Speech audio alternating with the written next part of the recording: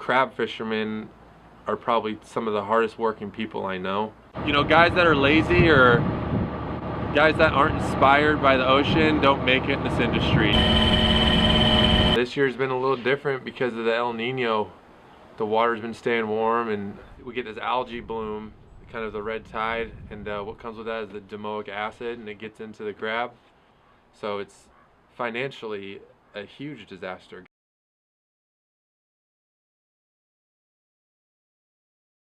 I mean, you have to pay $100,000 in permits just before you can take one crab out of the ocean. This is our gear here.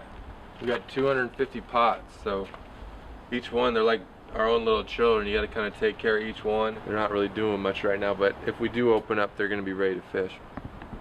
The last thing we've ever wanted to get is anyone sick, so guys just stay tied up and stand by and wait for any news.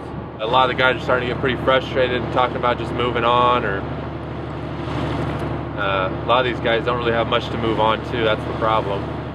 Now, even at this point, when we do go and try to catch up, guys are going to go out and they're in such financial stress that on a normal day where they would have gone up to Point Bonita and looked and saw that it was bad weather, what are you going to tell a guy that can't, you know, afford his mortgage anymore? The guy's going to go for it. Now that the prime of our season's passed, we've missed Thanksgiving, Christmas, Super Bowl, Chinese New Year. Even if the crab do test clean, you know, it's still going to be a major disaster for us. A lot of guys want to go get a job, you know, but what are you going to go to an employer and say, you know, I'm looking for help, I want to work here, but hey, in 2 weeks I might quit?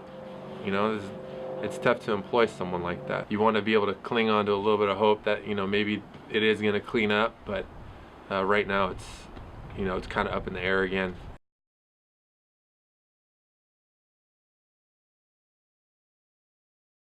Crab to the Bay Area, it's everything. I mean, you get a tourist, they come down into Fisherman's Wharf and they get the whole experience. You want to be able to cling on to a little bit of hope that, you know, maybe it is going to clean up. Doing anything we can right now to make sure that the guys that really need it are taken care of, and that the rest of us just kind of create a movement to make sure our voice is heard and that this is a real struggle that's happening in the Bay Area.